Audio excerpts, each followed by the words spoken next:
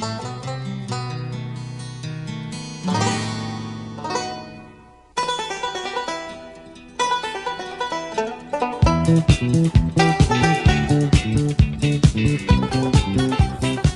and welcome to another episode of the Cover Zero podcast, the show where I cover the least in the best way possible. I'm your host, Jason Wells. Week 17 is done. Happy New Year, everybody. Who would have thought that we would have made it to this point? Most people, but it was not a fun Sunday for a lot of us. When I say a lot of us, I mean half of us. And when I say half of us, I mean me. It was sad, awful, disgusting display of football that the Dolphins put on. And we will talk about that game very quickly. But my New Year's Eve, pretty relaxing other than watching that Dolphins game. But hung out, cleaned a little bit, and made a nice dinner, did some resolutions. And one of my resolutions for 2024 this year: stop betting the Dolphins. It pains me every time it happens where I'm like, I got the bias, the inherent bias in me that all fans have, that our team is just better than what we think that they are, and the Dolphins are still a good team, don't get that wrong, but it's just the added implication of just every time I bet on the Dolphins, it's usually not in my favor, and I just let's get away from it. Already hurts me when they lose. Me losing a bet on top of that doesn't help too. So one of the resolutions for 2024: stop betting on the Dolphins. I think we can do that. Yeah. This episode though, obviously going to recap all of the Week 17 matchups, and a little bit of an NFL weekly update to start off. And I guess let's just get into that right now. Starting off with former Vikings and now Jets running back Dalvin Cook has been released from the team. I guess he's looking to sign elsewhere. Don't know where he would go. Another bad move by Joe Douglas this past offseason to bring in real no help to the offense whatsoever. But yeah, Dalvin Cook has just not looked like the Dalvin Cook that we saw when he wore those purple uniforms back in Minnesota. Who knows where he goes? I mean, he's going to go to a contender. Maybe he goes back with one of his old offensive coordinators in Kevin Stefanski in Cleveland. Maybe he finally goes back home to Miami like he wanted to all along, now that our RB room's a little bit banged up. But yeah, this is why running backs are a dime a dozen. Dalvin Cook, I think, he definitely had more than 1,000 rushing yards last year, and then this year he looks like he shouldn't even be an NFL back. Just watching those college football playoff games last night too, where you see a guy like Blake Corum on Michigan who's very, very good, and he's going to be, you can draft him in the 3rd round probably, get him for 4 years, and then you just move on, dump him to the next team. Running back position's a weird one, but yeah, Dalvin Cook is now available for some team if they want to make a playoff run. And my last note here before we get to the Week 17 recap is the Pro Bowl voting system in general. So obviously there's a massive fan vote, and how it works is you go through and, you pick 4 quarterbacks, you pick 4 running backs, 8 wide receivers, so on and so forth. My issue with the voting system, though, is, and this is also a shot at Madden, too, where I don't know how they haven't figured out, instead of just doing defensive tackle, left end, right end, outside linebacker, just do edge and interior defensive lineman. There's no reason why I should be voting for TJ Watt in the same category as Foyside Oluokun or Jeremiah Owusu-Koramoah. Those guys don't play the same position. It should be edge rushers, and it should be off-ball linebackers, middle linebackers, like whatever. But having guys, and it's it's the same thing. You have Christian Wilkins being paired up with a guy like Myles Garrett on the same thing, where they don't play the same position. And same with like Aaron Donald. Aaron Donald is a interior defensive lineman, but he's listed as an end. and it just shouldn't be that way. And I don't know why Madden hasn't changed that with its rosters and its depth charts either, because every time I want to do a fantasy draft on Madden, it's always change the positions, got to move, because I don't want Christian Wilkins and Chris Jones being my edge players. Obviously, I want them in the middle where they're at their best. And yeah, I don't want T.J. Watt being a coverage linebacker for me. I want him rushing the passer. So yeah, just kind of a tick of mine, not a tick, but like I don't know. It's always bugged me why they haven't done that and why Madden hasn't switched. But why would Madden switch over if the official NFL Pro Bowl vote still has them as very separate positions? Doesn't make a lot of sense because it is all scheme dependent. But it should just be interior defensive linemen, edge players, and then off ball linebackers. Shouldn't be that hard. Apparently it is. Yeah, I guess let's get right into the Week 17 recap now. We didn't have a Monday night game. No more Monday night games, so we will go all the way back. Well, I guess technically the Monday night game was the Saturday night game, but we'll talk about that second. One more thing, though. With the schedule that happened here, I think that there was 10 1 o'clock games and 3 afternoon games. I don't know why. That's just way too much football to have on at like one time at like 10 games just at the 1 o'clock slate. Only 3 in that second window. I don't know why they wouldn't stagger them more. They did stagger them more for next weekend. I think when I look at next weekend's window here, we got 2 Saturday games and then 1, 2, 3. Oh, shit. 1, 2, 3, 4, 5, 6. 6 1 o'clock games. 1, 2, 3, 4, 5, 6. And 7 4 o'clock games. So they really flipped it up or switched it up on that one. But yeah, wasn't a huge fan of the schedule, but let's get all the way back. Thursday night football. I was dead wrong about this one. Jets 20, Browns 37. I thought Joe Flacco can't have like 4 great games in a row. He did. Browns 37.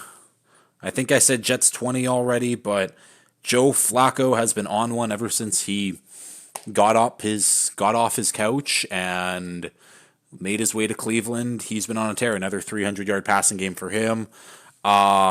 19 for 29, 309 yards, 3 passing touchdown, 1 interception. And this was a game without Amari Cooper too, and that's why I was like, no Amari Cooper. They're playing this really good Jets defense, and this Jets defense completely folded for really the first time this season. But it was all Joe Flacco. Joe Flacco, I think, now has the most passing yards through his first 5 games as a Cleveland Brown than anyone in the history of their franchise.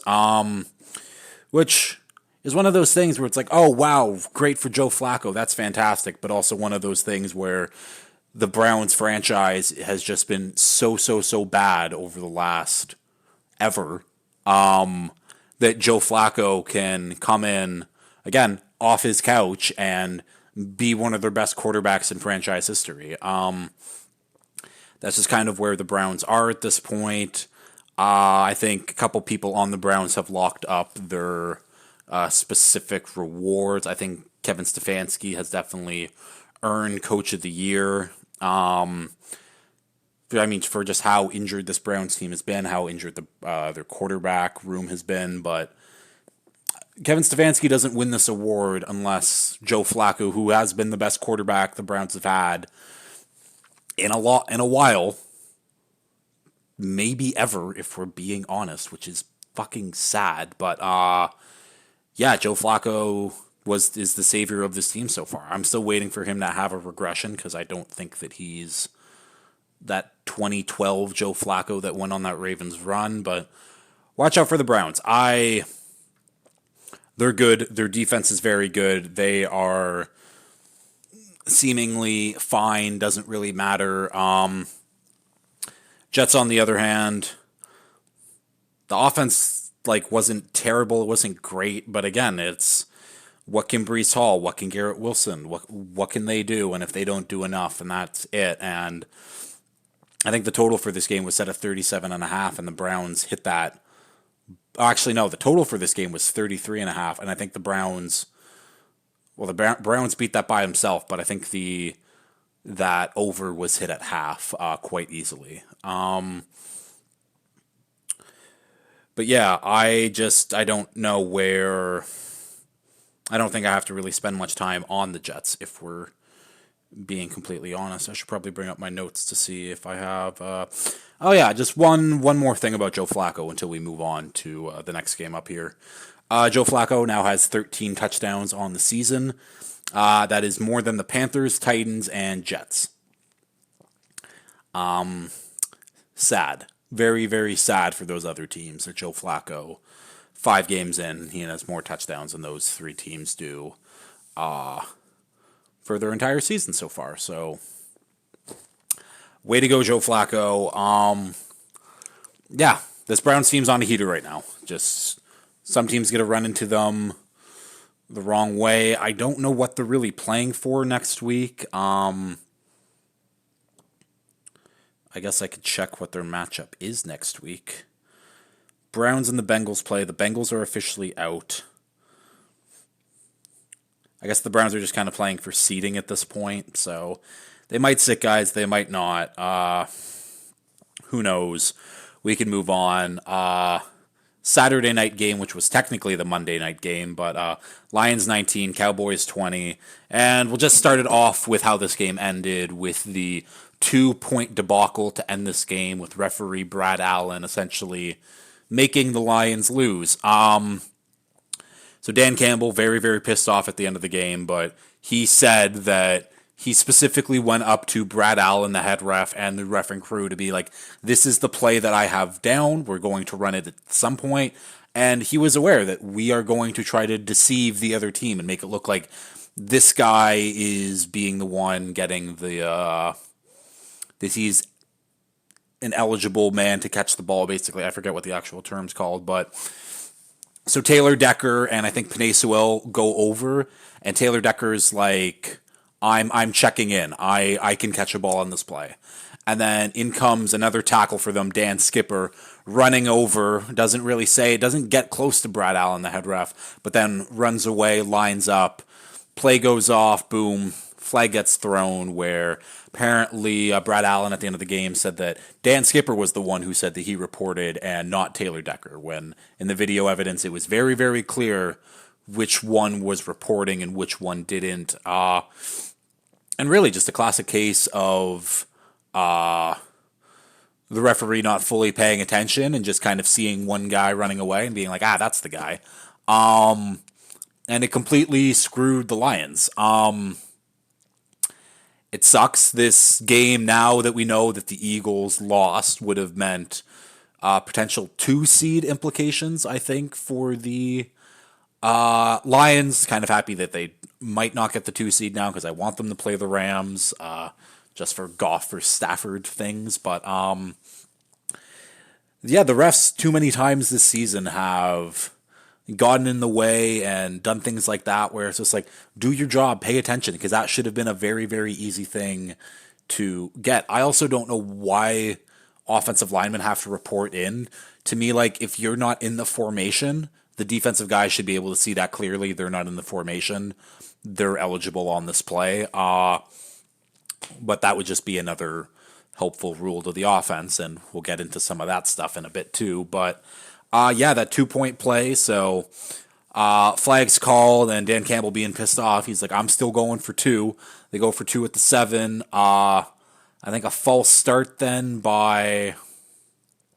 There was pass interference. Either way, there was a penalty call on the Cowboys.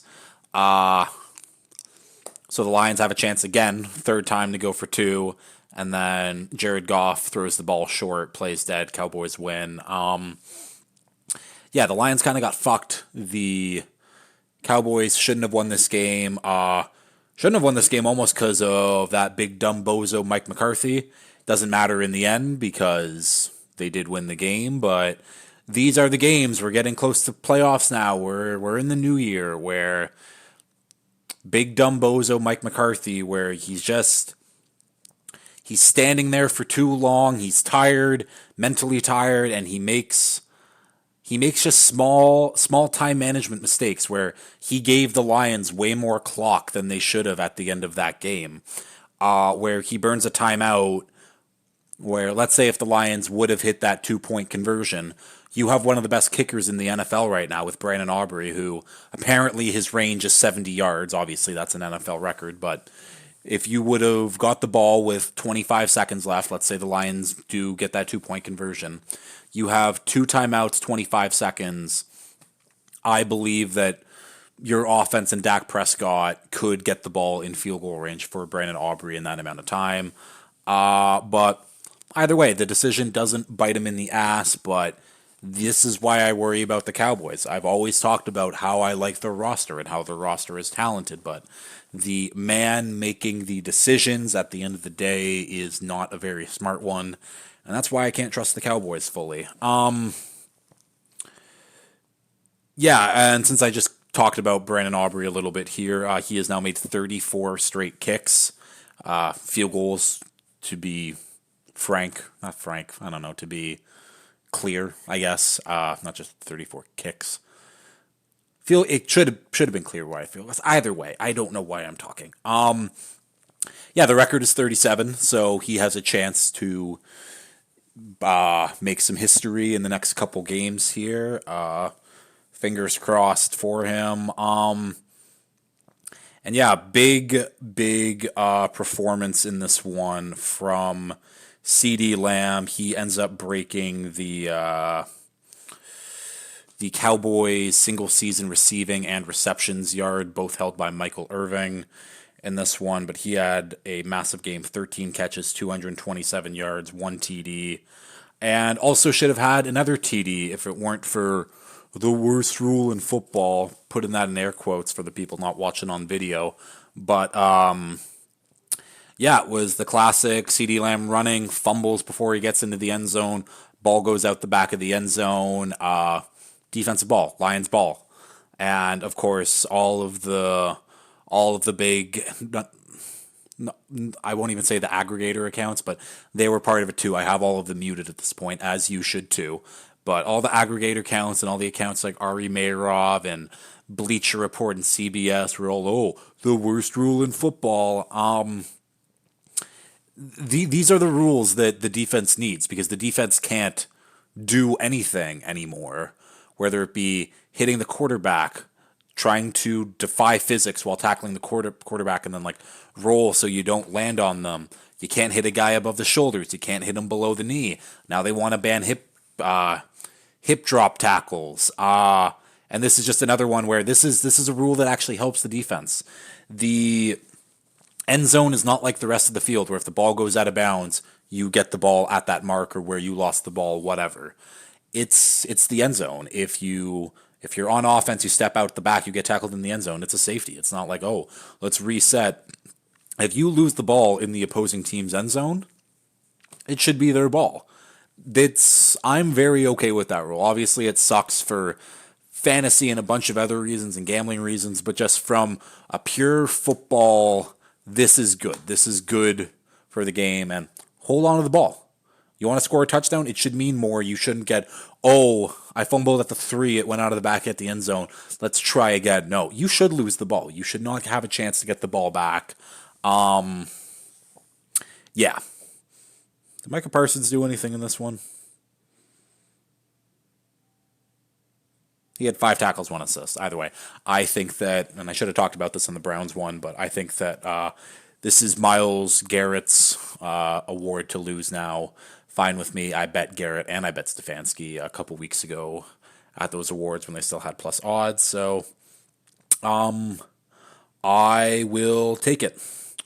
On the other side, though, Lions obviously feel like they got screwed. I would not want to be the team who the Lions are playing this week. I don't think that they want to bench anyone when they play the Vikings. This could be a very pissed off Lions team, and a very pissed off Lions team just going forward. Obviously, they're trying to get healthier here. I think Sam Williams is close to be back. I'm waiting for C.J. Gardner-Johnson to get back to give them some boost, but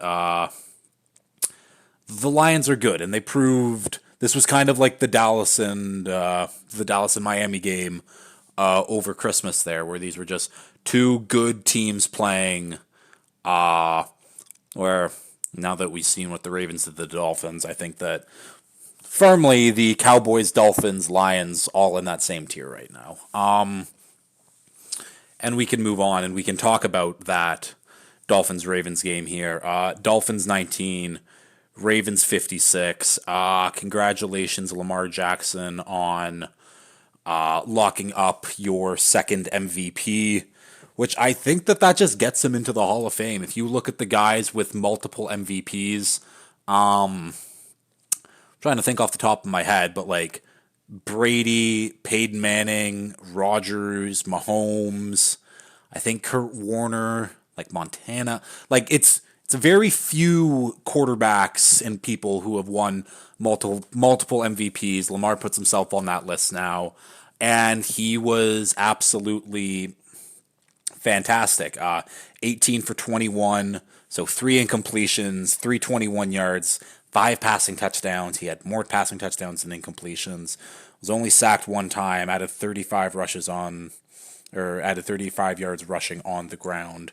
The Ravens just killed us. They killed us. And also to mention, Lamar had a perfect passer rating, his third of his career, tied for the most all time with guys like I mentioned with Manning and Brady. I think Kurt Warner. I think Big Ben was on that list. But again, very, very good all Hall of Fame quarterbacks have that. Tyler Huntley also had a perfect passer rating with his 1 for 1 touchdown there. But yeah, the Ravens are really fucking good. The Ravens are very good. Their offense looked unstoppable. Our defense also just played like complete shit. That's the worst I've seen them since Ramsey came back. But OBJ said that this is the best team that he has been a part of, and that Rams team that he won the Super Bowl on was a very, very good team too. But it seems like the offense is really gelling and really coming together.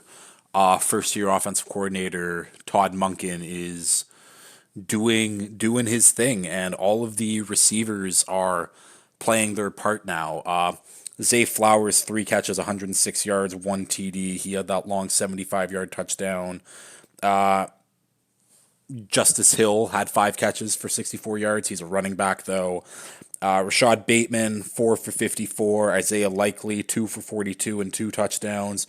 OBJ had a really nice catch for 33 yards. And they got everyone going, and they're going to get Mark Andrews back, and that could be enough of like a lift for them on that offense to really kind of take them over the top. And their defense is just as good. Now, I won't say that Miami's offense played like bad. We played fine. We played good enough. There was opportunities missed, and we'll talk about them. But this was also a Ravens defense that was missing Kyle Hamilton, that was missing Brandon Stevens. I think Marlon Humphrey left this game and didn't come back. That's 3 major contributors in their secondary, and Miami couldn't fucking do anything. And Miami looked good relatively for the first half, and then Mike McDonald, the young defensive coordinator then, who should be getting head coaching looks in this cycle, but but yeah, the Ravens went in at half. They came out at half. Their defense completely shut us down. Like, we couldn't do anything, really. But yeah, the Ravens, they whooped us. The Ravens are the best team in the NFL right now. I'm excited. I'm excited to see where they go. They've locked up the 1 seed. They don't got to play anyone next week. Us, on the other hand, what a bad game. And I forgot how much like a Dolphins game can put me in a bad mood like that, because say what you want about our other losses this year. The first Bills loss, I was drunk at a bar in Montreal, so like whatever, didn't matter. The food was good in front of me, the drinks were flowing. Could drink the sorrows away. It's all good. That Eagles game, you can look at the refs and being like, that was also ref by Brad Allen. But yeah, the penalties were like 12-1 against Miami. And there was a couple, the Chiefs game where it's like Tyreek had that massive fumble that was returned for a touchdown. Where it's like all of this is like there's things to point and there's things to blame and whatever.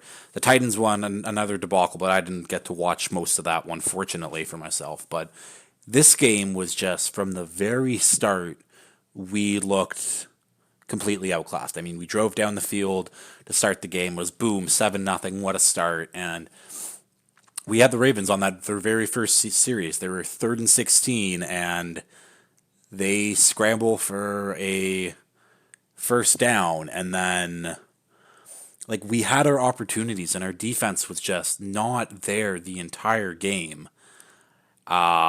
Xavier Howard left with an injury. He is now week to week. This is his last year as a Dolphin. He has been great for us. He has been fantastic but he's done. He's not a very good product anymore. He's making way too much money. I think this is his last year as a Dolphin. And all of this would have been fine. I would have been okay with whatever. We got our doors blown off. The defense played terribly, but there was stuff on offense where I can be like, it wasn't that bad. Was it bad? Yes. Tua's interceptions were not good, especially finally looks like we have a little momentum going our way. We force a fumble, get it back, and then Tua on the very next play, interception. That was another thing going into half there. Where we could have let it go to the 2-minute warning, but no, we rush up to the line to try to get a play off, and then Tua throws an interception there. And a lot of it's growing pains, and this sucks. It's one of those things where, and I think I said this a couple weeks ago too, where I now know what Tua's limitations are. He's not a game changer at quarterback. Not a lot of guys are in the league right now, in my opinion. Right now, I'd only put 3 guys there who are game changers. If you want me to list them off, it's Pat Mahomes, it's Lamar Jackson, it's Josh Allen. That's it. Everyone else, I have my concerns, to say the least. Not concerns, but I think Tua is firmly a top 10 quarterback. Or he is in that range, and that's fine. You can win a Super Bowl with a guy like that, and I think the Dolphins can win a Super Bowl with Tua. The team and the system and things need to be right around him, where I think a guy like Mahomes, Allen, Lamar, those guys are the reason you win, where I don't think Tua is the reason we fully win games. I think we're a very good team around him. And unfortunately, right now, we're just getting hurt at the worst times. And yeah, to top it all off, we were getting blown out late in the game. Dolphins, the starters should have been pulled, and Bradley Chubb goes and tears his ACL. Where I think if Bradley Chubb is fine, the defense remains relatively intact. We'd be okay. But now I don't have a lot of faith now that we've lost both of our starting edge rushers. Andrew Van Ginkel's been good, but now we need old-ass Melvin Ingram, old-ass Emmanuel Ogbah to really step up. Hopefully Christian Wilkins also hits another level that we haven't seen for a while. But I'm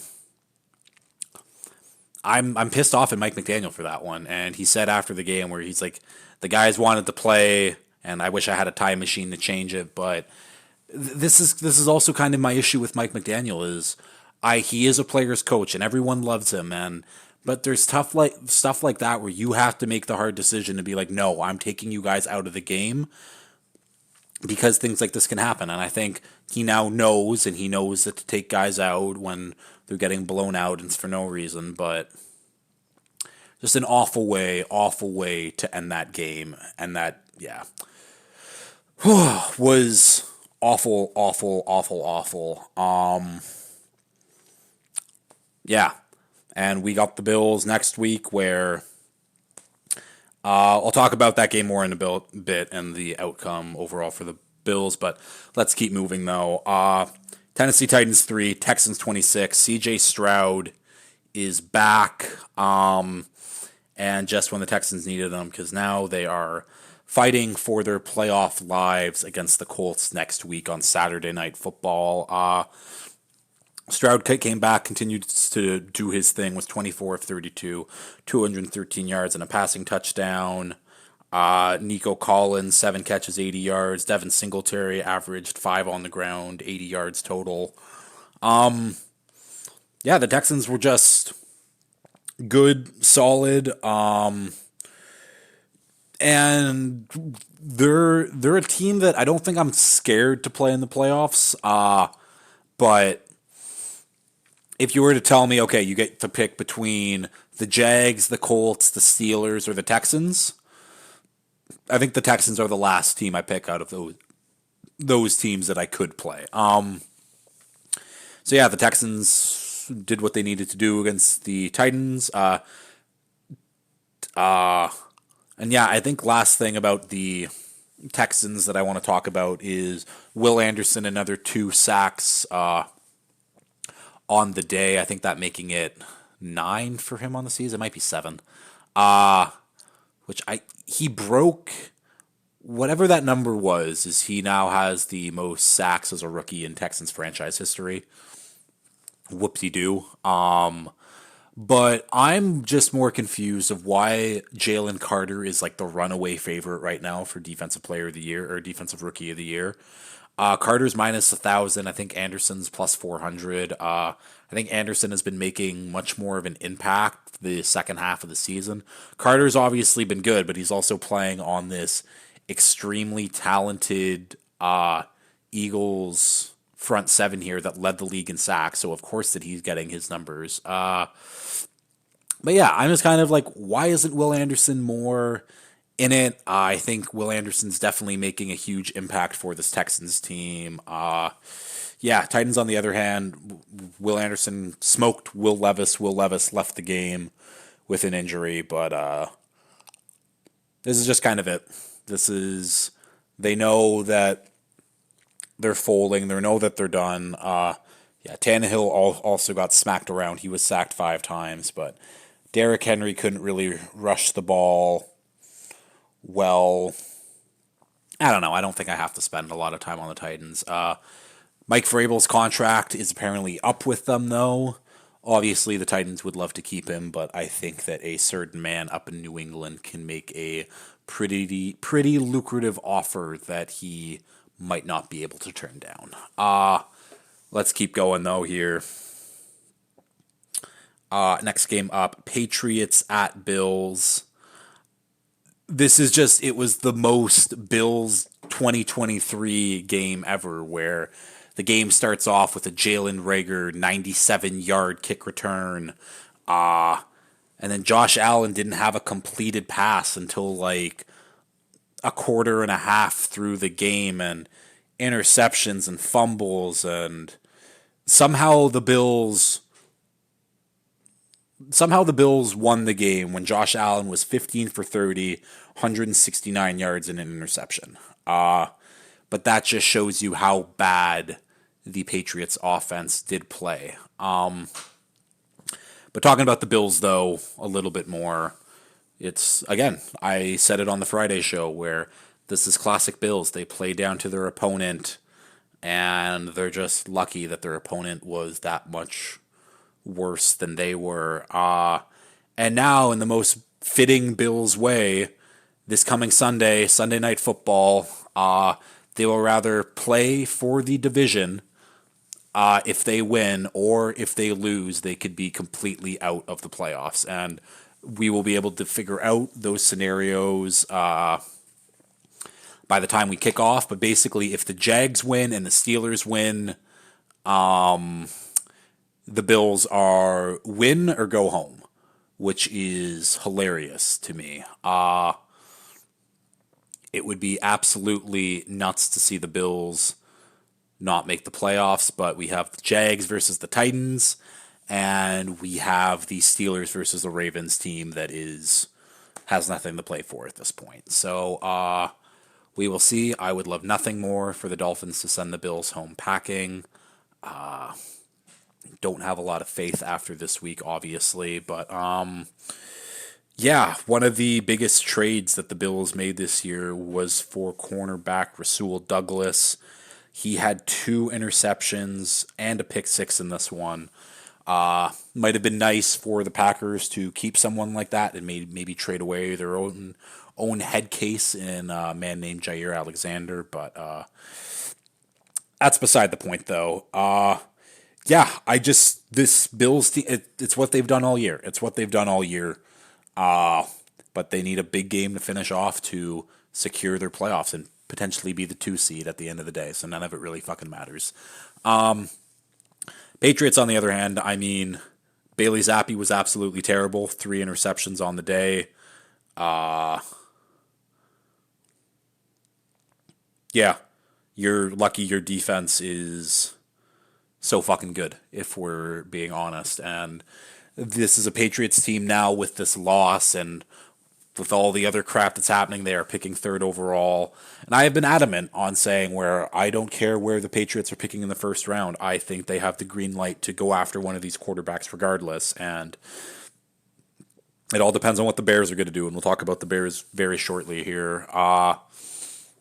But I think the Patriots are going to go after one of these quarterbacks, whether it be Caleb Williams or Drake May.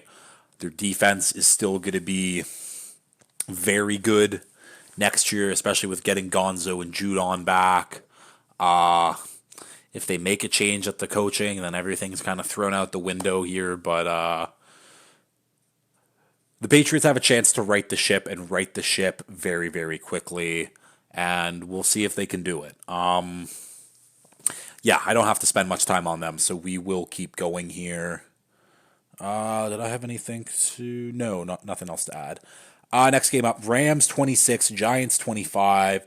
This was surprisingly one of the best games of the week. Yeah, the Rams, not their best performance, not Matt Stafford's best performance with his two interceptions on the day, but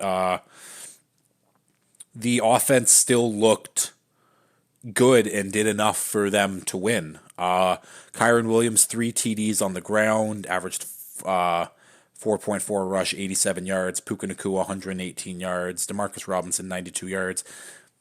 The Chiefs could use a guy like Demarcus Robinson, don't you think? Tyler Higbee, 6 catches, 62 yards. Cooper Kupp, the lone touchdown scorer through the air. Did they miss extra points then? Yeah, fucking Lucas Haversilk missed 2 extra points. Bum. Yeah, so the Rams did what they needed to. They won. I think that they've secured their spot now. Maybe I'm wrong here. It would be nice if I could actually see who's clinched up what, but let me. Okay, I think the Rams have clinched up a spot. I'm not certain, but I think that they did enough. Yeah, Giants on the other side, though. It was almost a great comeback story up until Mason Crosby, also old man, just got off his couch. He missed the game winner. I honestly don't know how long that field goal was. I will go check that out. But yeah, they almost had it, and a reason why they were so close to Mason Crosby missed a 54-yarder. Okay, 54 yards isn't that bad, but if you had a NFL kicker, then maybe they should have either way. I'm not gonna disparage Mason Crosby for that performance, but yeah, Tyrod Taylor came in. He was like, I can still play in this league. 27 to 41, 319 yards, passing touchdown, interception. Also added 40 yards rushing. And this is honestly a game that they should have won. There was a couple drops, a couple by Saquon Barkley that could have moved them in the field goal range or moved them into the red zone where they messed up and things go awry for them. But if you're an NFL team, you want a backup like Tyrod Taylor. I think Tyrod Taylor is one of the best backups in the NFL where you can actually feel comfortable him being your backup. And if your starter gets hurt, be like, I can still win some games here. I can still win some games. I think guys in that category with him are Gardner Minshew, who's obviously leading the Colts on a potential playoff run. Jacoby Brissett, when he has played for the Commanders, he's looked good. Other backups. There's a lot of backups playing right now, that's for damn sure, but not a lot of great ones. I guess we can talk Mason Rudolph, but he just stole Kenny Pickett's job. But yeah, happy Tyrod Taylor is going to be around in the league because he is fun to watch. He's a dynamic quarterback. And he's not one of these backups who come in and just kind of like,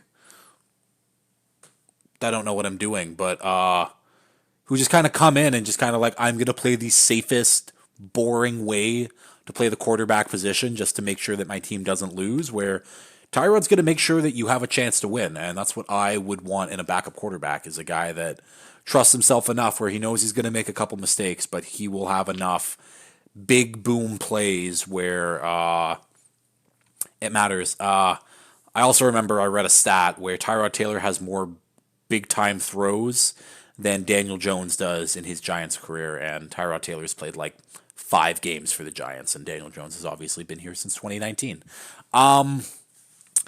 Yeah, time to move on from Daniel Jones, New York, and I think that they might. Oh my God, I am so sorry. Talking about football makes me want to sneeze. We will keep going though. Next game up, 49ers 27, Commanders 10. Really not much to talk about in this one. The Niners went into Washington, did exactly what they needed to do. Brock Purdy looked like Brock Purdy again, 22 of 28, 230 yards, 2 passing touchdowns. Christian McCaffrey left the game with a calf strain. He is obviously sitting out in this one because with the Eagles loss, the 49ers clinched up the 1 seed. Brandon Ayuk had a big game, 114 yards, 1 TD. It was just, I mean, it was all Niners. It was all Niners.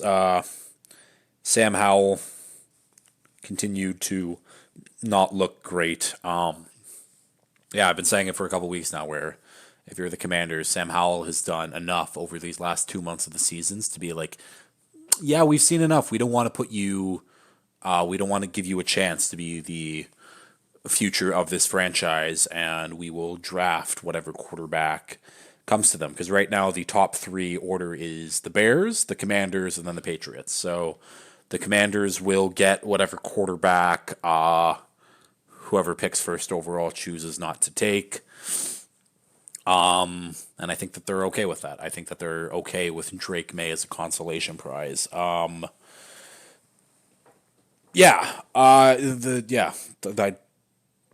move on. Next game up here, Cardinals 35, Eagles 31. I mean, we'll talk about the winning team. We'll talk about the Cardinals. Somehow they won this, and this was a game where going into half, it was 21-3, 21-6 for the Eagles, and then that second half, Kyler Murray 3 touchdown passes, and they crushed them. They came out in the second half and made the adjustments and blew them away. Jonathan Gannon, obviously former Philly defensive coordinator, was like, I was the guy that made that defense work last year because that Eagles defense has been very, very suspect. But Kyler, 25 of 31, 232 yards, 3 passing touchdowns, 1 interception. Also added 24 rushes on the ground. James Conner, 26 rushes, 128 yards. Michael Carter, also 7 rushes for 61 yards. Yeah, like big ups to the Cardinals for winning this one. And I know that this was a game that ever since Jonathan Gannon got hired to the Cardinals, that he had this circled on his calendar that he wants to win this one. This one means something more. And I'm sure he got his guys fired up and pumped up about it. And the fact that they had that big of a second half comeback is huge. And that's a big team builder for a team like the Cardinals, where the fucking Eagles on the other side, where this should have been a layup of a game. This should have been okay. We're feeling good, and now they're 1-4 in their last five and are limping into the playoffs right now. So yeah, big. I mean, just huge shout out to the Cardinals. They needed that one in a very, very, very bad way. And yeah, I guess we can move over to the Eagles.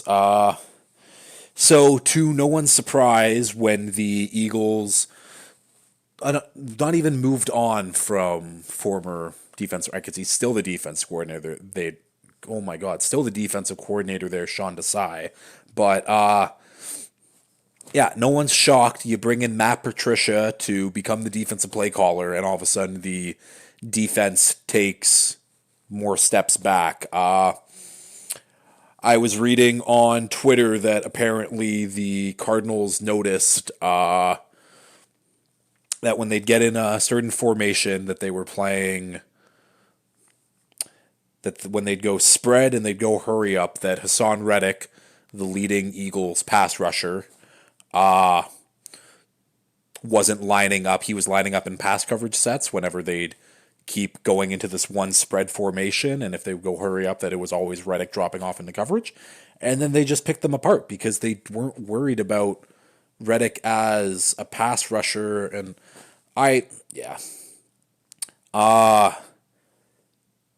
this is just, I don't know. It's a very badly limping Eagles team right now that can't give anyone any kind of confidence. And you look at, I mean, Jonathan Gannon just beat the Eagles, but if you look at their other coordinator from last year, Shane Steichen, who's one of the Coach of the Year candidates right now, Sirianni is a head coaching merchant. And that's kind of who he is. He's a guy who all hire the good coordinators, all build the team culture, and there's a lot of coaches like that. That's a Dan Campbell, that's a Mike Tomlin, that's a John Harbaugh. Guys who don't really control one side of the ball, but just, I'm the head coach, I'm the glue that makes everything go. I don't know if Nick Sirianni is one of those guys. I think that he was lucky with the hires that he did make, and having two internal hires wasn't the right move for them apparently, and they are paying for it right now. And yeah, I think my last Eagles stat here is Eagles the only team in the last 35 years to start 10-1 and finish with 5+ losses on the season. Not good for the Eagles, and I don't know where they go from here. They finish off the Giants next week. You should be able to beat the Giants, but I give them no credit anymore. I give them no credit. I don't have any faith in them to do anything good anymore. We'll keep going here. Saints 23, Buccaneers 13, giving the Saints life for the NFC South division. Bucks 8-8, Saints 8-8.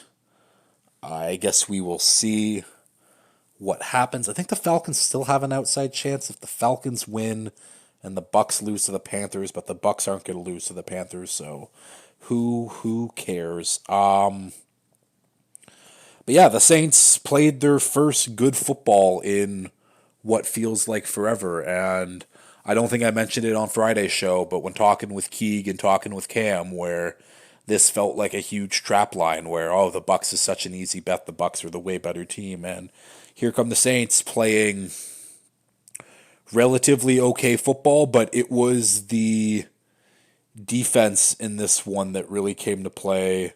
Couple interceptions, couple forced fumbles, and the way that the Bucks started the game here, punt, interception, punt, fumble, punt, interception. They kind of came back towards the end, but it was all for naught. Yeah, I guess we'll see what NFC South team makes the playoffs. I'm happy that two aren't going to make the playoffs because that just would have been awful to watch. Yeah, Jawan Johnson, their tight end, had a big game, 8 catches, 90 yards, and a TD. yeah, the Saints were just the better team in this one. Baker had not a very good game, but still like okay. 22 of 33, 309 yards, two passing touchdowns, two interceptions.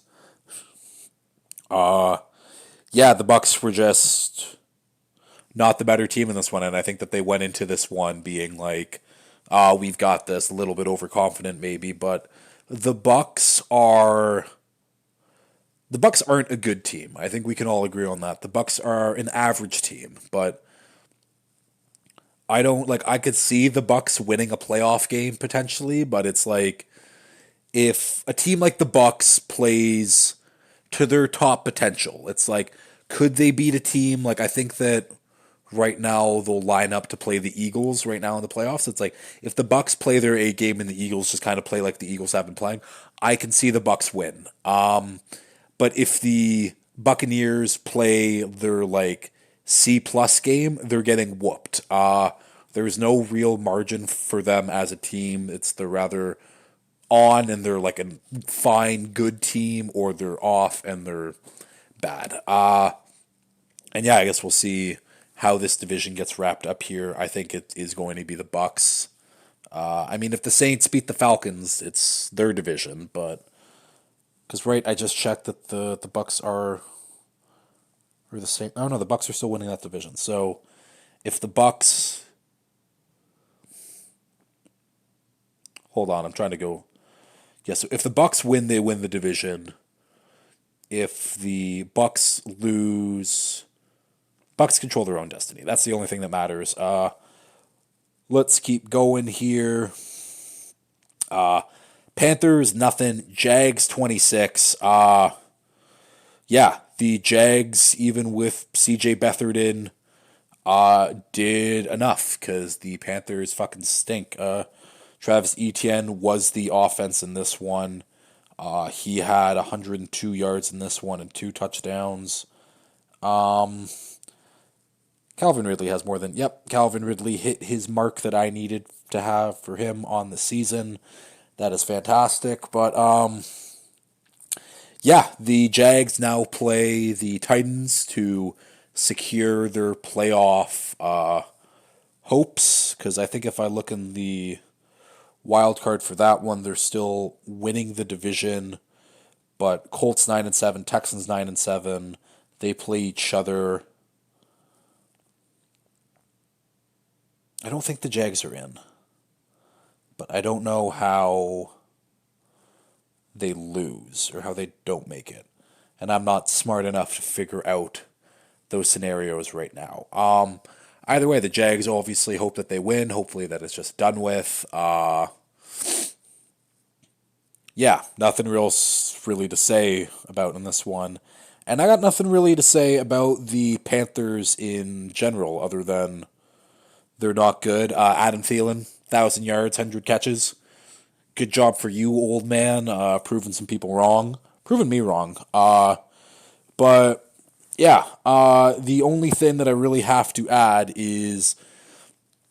So, yeah, since Dan Snyder has been ousted from the league, David Tepper has come in and filled his shoes wonderfully. And, like, that's not saying, like, David Tepper is a bad owner, but, like, Dan Snyder did some truly bad shit. But yeah, David Tepper, if you don't know, bought the Panthers a few years ago and is one of these classic billionaire, I've only made money and only done well everywhere I go. So he likes to come in and micromanage, where if you're an owner of an NFL team, you should not be micromanaging. You should be paying the people to do what they're meant to do, and you just take a step back and just rake in the gravy, whatever. But, yeah, there was reports of him giving play calls to the offensive coordinator and him being like watching film and being like, I don't like that. Why is he doing that? To changing the entire defensive schemes when Ron Rivera was the head coach. He's been a nut ever since he's gone there, and most of us as football fans would do the exact same thing, but he took it a step too far this past week. As they're getting shut out by a Jags team and their backup quarterback in one of his luxury suites. I guess some fans were probably heckling him, getting under his skin, and he threw a drink on them. NFL hasn't said anything about it. The Panthers haven't said anything about it, but that's just unacceptable behavior, especially from the owner of one of these teams in the league where you're throwing your drink on a fan. Regardless, I don't care what they're saying to you. That's just something that you cannot do as an owner of one of these franchises. And yeah, I feel bad for Panthers fans because you get a new owner and he has all this money and you're like, good. And he wants to win. He clearly wants to win, but he's getting in his own way instead of just paying the people who he's paying to do these jobs. But no, he loves to micromanage, get his hands in every single where, and it would be a nightmare to be in his organization right now. I think there's a reason why Ben Johnson's asking 15 million from the Panthers for him to coach there, because I wouldn't want to coach there either. We can move on though. Falcons 17, Bears 37. Yeah, the Bears. Sorry. Yeah, the Bears have a decision to make here. Now, with that Panthers loss, they have officially locked up the first overall selection, but Justin Fields is making it hard on them. He was 20 of 32 in this one, 268 yards, a passing touchdown, also added 45 yards rushing and a TD. So yeah, they have a decision to make, rather to keep Justin Fields, trade number one, try to get a couple first round picks back, maybe still get Marvin Harrison Jr. or Malik Neighbors or Rome Odunze. It's a lot of good receivers in this draft, I can tell you that. But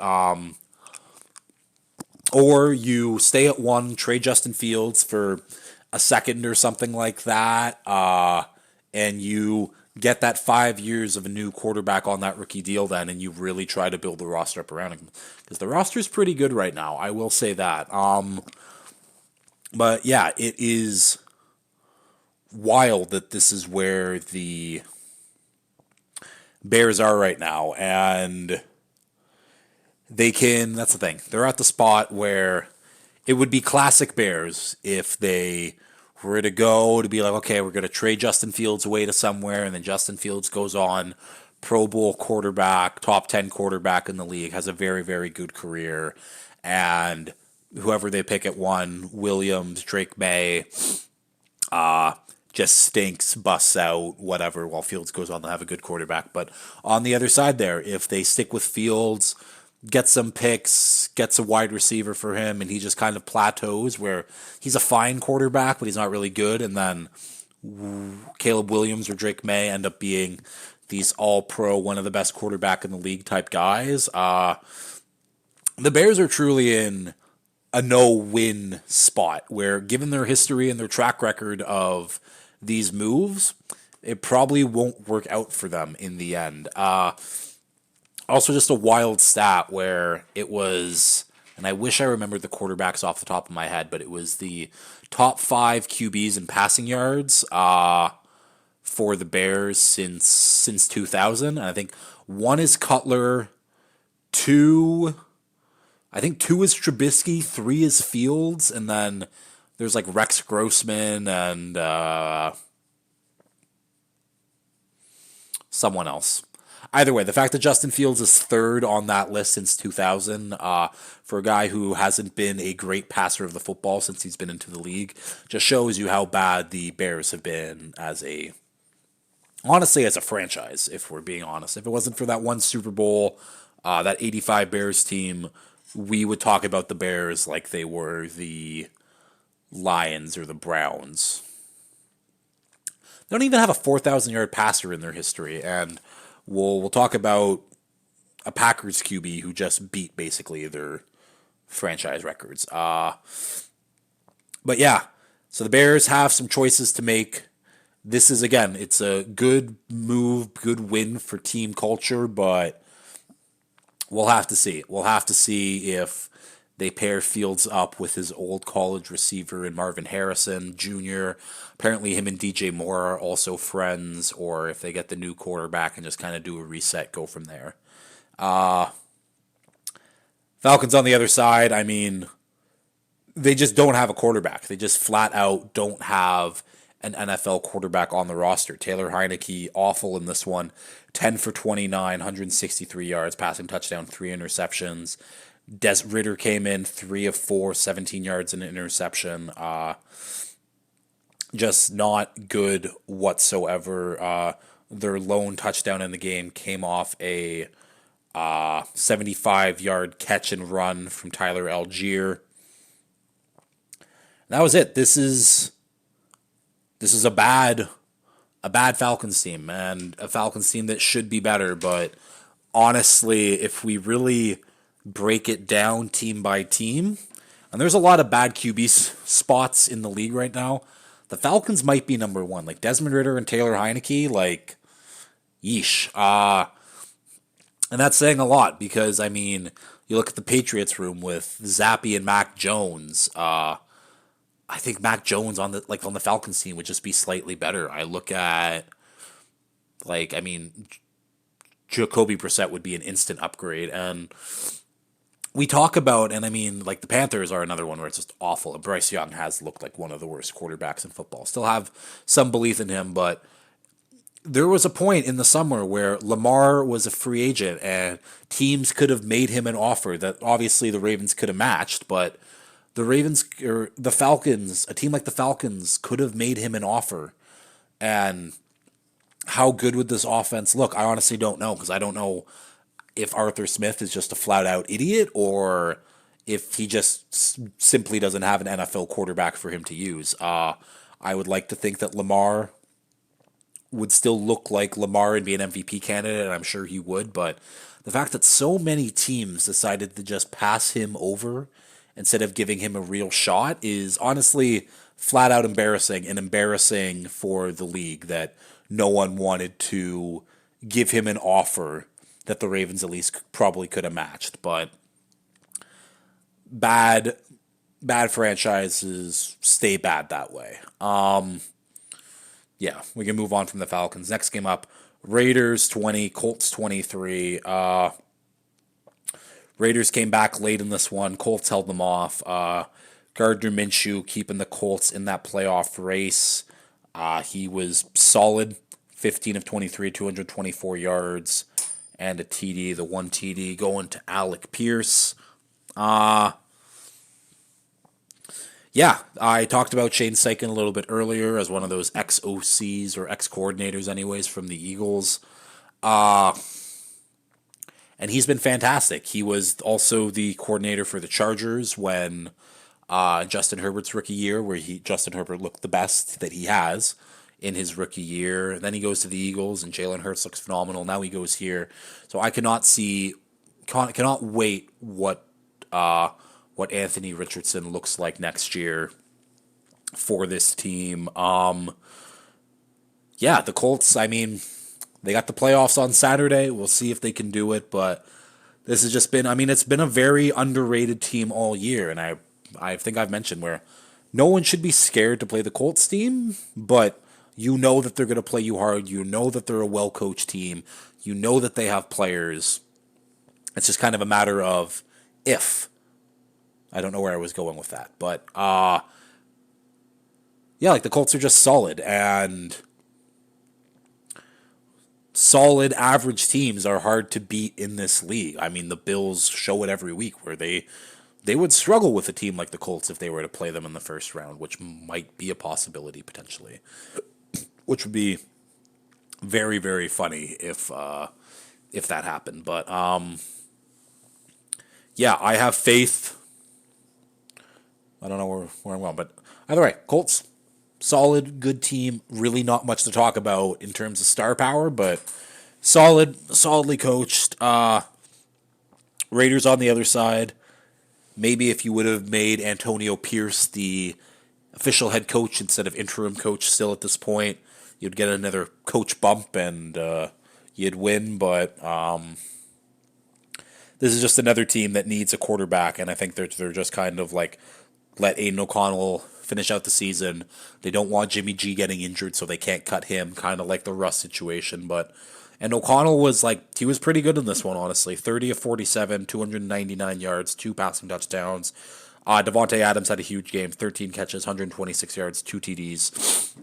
All for all for nothing though. Yeah, these are, I mean, two teams that are closer than they think.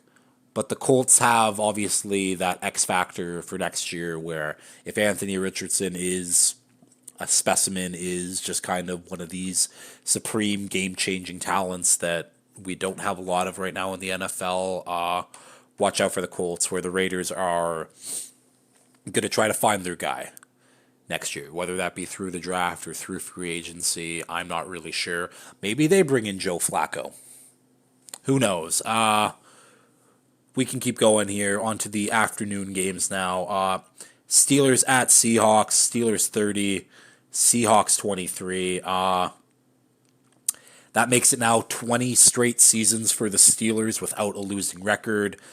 17 for Mike Tomlin. Mike Tomlin has never had a losing record in his career. Steelers culture, man, and it's wild that there are some Steelers fans that want Mike Tomlin's job and don't think that he is a very good coach, because if you were to fire Mike Tomlin, there would be 25, that's probably too much, but there would be 20 other teams all banging on his door to be like, come coach our team instead.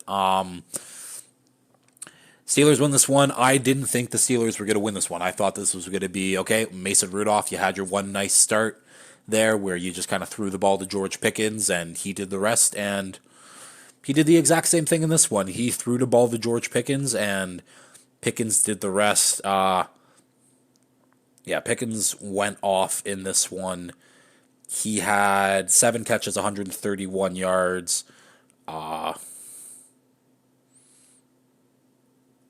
Rudolph, 18 of 24, 274 yards. The Steelers did their thing, and Mason Rudolph has now taken Kenny Pickett's job. Kenny Pickett is good and healthy to come back next week, and Mike Tomlin's like, no, I'm good. We're going to start Mason Rudolph. I don't know if that's it for Kenny Pickett now. I guess we will see. Mason Rudolph now has the highest passer rating for any quarterback with more than 50 attempts, which is scary, honestly. Pickens is a dog and has...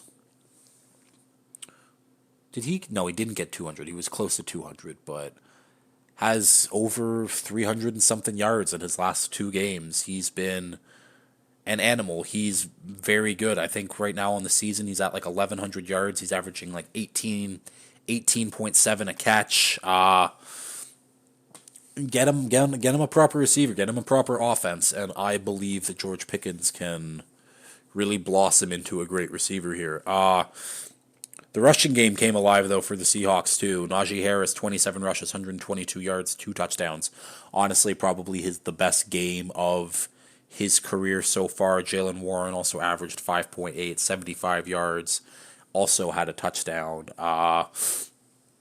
This was the Steelers game. They were up in this one early, and they kind of never let the lead go away. Seahawks on the other side have an outside chance to make the playoffs next week, but they've lost too many games now where I think that that's just kind of it for them. The defense just flat out did not show up. Like, you should be able to stop a Mason Rudolph-led Steelers team, but apparently not. The ball got ran all over them. Sucks for the Seahawks. Sucks for them, I guess. I don't know. I thought that they would be better. They massively disappointed me this year, and I think that we can just move on onto a game where I have literally no notes for. Chargers 9, Broncos 16. There was 1 touchdown scored in this game by the Broncos. Jared Stidham, obviously the Broncos' new starter after Russell Wilson is benched for financial reasons. Yes, are they actually real financial reasons? They are, but is he also just not a great quarterback? No, he's not very good anymore. Stidham, not much better. Russ could have done the exact same thing. 20 of 32, 224 yards, one passing TD. They ran the ball fine. Lone touchdown on the day came from Lil Jordan Humphrey.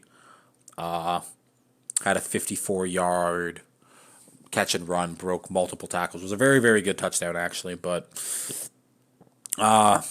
really, nothing to talk about in this game. Like, the Broncos, congrats, you won a game that was meaningless against a bad team. Chargers, on the other hand, you lost to a team that isn't good and benched their starter. It was literally just a nothing, meaningless game.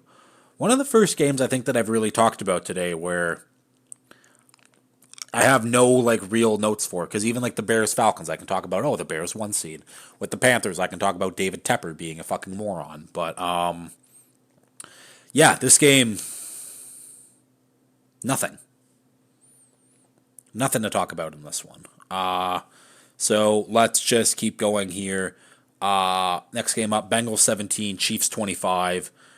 Looked like the Bengals were going to make this one interesting. Was 17-13 going in at half, and then since he got blanked in the second half, and that was enough. But yeah, it's same old story for the Chiefs that it's been this year. Lots of dropped passes. Isaiah Pacheco stomping his feet a million times to move 5 yards. Kelsey not playing his best. But I got a fun stat here for the Chiefs. So the Chiefs have dropped 40 passes so far on the season, which far and away leads the NFL right now. Legendary Cardinals wide receiver Larry Fitzgerald only had 29 drops in his entire 17-year career. So Larry Fitzgerald, 29 drops in 17 years, and the Chiefs wide receivers have 40 just on this season. It's sad. MVS had another massive dropped ball, and you could see Travis Kelsey visibly frustrated. Kelsey frustrated for obvious other reasons. Only had 3 catches for 16 yards in this one.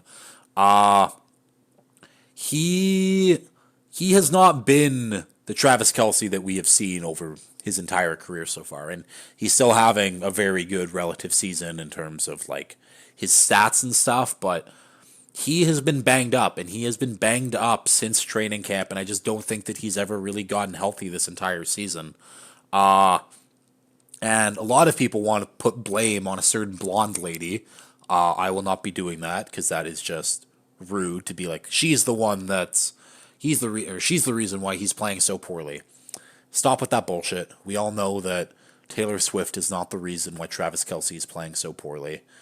The man is old. The man is getting tired. The man is bruised and beaten. He needs a healthy offseason to just rest and relax and recover. And I think that now he has a better reason why he should step away, because he has a lovely girlfriend, because he wants to get into the media more, and he doesn't want his body to just fully break down on him. So when he's older, that's just kind of it for him. Yeah, and I guess last thing for the Chiefs, but Rashee Rice has really he's emerged as their number one target. 5 catches, 127 yards. He is great. And they need weapons. And I thought that once kind of one wide receiver fully emerged, it would be enough. But no, it's not enough, because everyone else is actively sabotaging the team right now. Isaiah Pacheco is fantastic, and he is just so fun to watch. So he had 18 carries for 130 yards, no touchdowns, but averaged 7.2 a carry. He is so fun to watch. He just runs so angry. Not an angry where like he craves contact and he's throwing his body around, but he just stomps. He doesn't run. He doesn't like sprint. Nah, the man stomps. The man puts every ounce of his being into carrying the football. I saw someone tweet out that Isaiah Pacheco runs like he bites people. Don't really know what that means, but I wouldn't say it's completely inaccurate. If you haven't seen a clip of Isaiah Pacheco run, go look at clips of him run because he is just high and tight with the ball and just like just stomping his feet. It's very very funny. Yeah. Bengals on the other hand officially eliminated now. Yeah, the second half they just literally couldn't do anything. The Chiefs adjusted to what they were doing, and that was that. The Jake Browning run has come to an end. Obviously, they still have next week's game against the Browns, but it doesn't really matter. So we will move on. Final game here. Packers 33, Vikings 10. And Jordan Love has arrived. Jordan Love is a good quarterback in this league right now. I have been very impressed. I had no idea what to expect from him from the start of the season. And it started off a little shaky for him, but it was shaky for everyone on this Packers offense. But they have found their stride, and he has been fantastic so far. So far on the year, still one game left to play, but he has 3,843 yards, 30 passing touchdowns, and 11 interceptions. The yards and passing touchdowns mark would be the best in Bears franchise history. Bears franchise that has been around for 100-something years. That one season, Jordan Love's first season starting as a rookie, would be better than any Bears QB in the history of their franchise. Just a sad Bears stat, and it's an insult stat to the Bears and have that Packers rivalry, but it looks like the Packers have found their guy, and I am very interested to see what this offense looks like more next year, because it looks like they have contributors on offense. Aaron Jones had another very good game, 20 rushes, 120 yards, 6 a carry. Bo Melton, though, who was a practice squad player for most of the season so far, though, but he got signed, and now he is on their active roster. 6 catches, 105 yards, 1 TD. Jaden Reed, the rookie, has been phenomenal this year. 6 catches, 89 yards, 2 TDs. He left the game with an injury in this one, but they got talented people that they will be using better next season. Everyone's going to be more comfortable and on the same page. Obviously, the defense has some shit to figure out there, but this is a Packers team that I'm very excited to see what their offensive progression looks like for next year, and Jordan Love's a big reason for it. I didn't think that I'd be saying that about Jordan Love, but like, huge credit to Jordan Love this year. It's hard to go from a Hall of Fame quarterback to a Hall of Fame quarterback and fill those shoes, and it looks like he's doing it. Obviously, he has a long way to go before being mentioned in the same category as guys like Brett Favre and Aaron Rodgers, but he's off to a very, very good start, that is for sure. Vikings, on the other hand, gave the start to rookie Jaren Hall, and he just kind of let them down, and they were never in it from the start. Jaren Hall, 5 of 10, 67 yards and interception. Then Nick Mullins comes in, 13 of 22, 113 yards and a passing touchdown. Did not matter, though. Yeah, this was it was an uphill battle from the literally very beginning for the Vikings, starting off 1-4 and then kind of clawing their way back a little bit. Then Cousins gets hurt, and they're still maybe we have a chance, and too many injuries, too many quarterback woes, all for naught. And I'm still very high on the Vikings going into next year, but they need a lot to go right. That's for sure. But this was not their game. This was the Packers' game, and the Packers keep their playoff hopes alive. I think that they're in a playoff spot right now, the Packers, if I'm correct. I am correct. So they beat the Bears next week. They are in. God, the Saints better not make it, because there's a world. Who do the Seahawks play here? Seahawks play the Cardinals, so who fucking knows, actually. But yeah, if the Packers win, they're in. If the Seahawks win and the Packers lose, the Seahawks are in. If the Saints win and the Seahawks and Packers lose, they're in. A lot can happen. We will see, though. I would like to see Jordan Love in the playoffs. I think that would be a fun storyline, and maybe the Packers get some more of these offensive guys healthy, but I guess we will see, and I guess that will do it for this episode. No real final thoughts. I am kind of in a bit of a sushi coma right now. I literally went to sushi with my friends at lunch. It was lovely to see them. And then immediately started recording because I got invited over to a rib dinner. And I don't know how hungry I'm going to be for ribs, but hungry enough because I have a little magical herb that makes me more hungry when I take it. See if you can decipher that one. Ooh. That'll do it, though. That'll do it. If you have liked this, please like, share, retweet, subscribe, all that fun stuff. And until next time, peace.